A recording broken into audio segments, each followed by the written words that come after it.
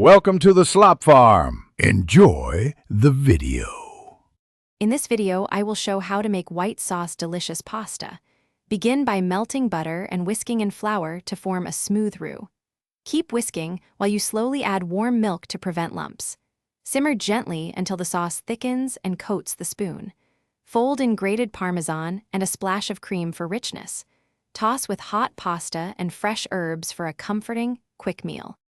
To make white sauce pasta truly delicious, start with quality ingredients and small, intentional steps. Sauté garlic briefly in butter before making the roux for added aroma. Use freshly grated Parmesan and a little cream to achieve a luxurious mouthfeel without heaviness. Taste and adjust salt, pepper, and a splash of lemon to lift flavors.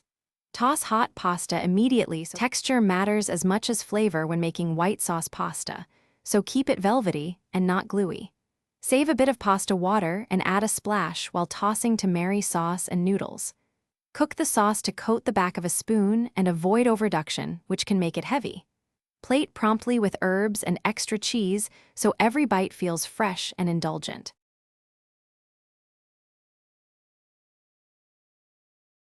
Thanks for watching. Consider subscribing if we helped you today.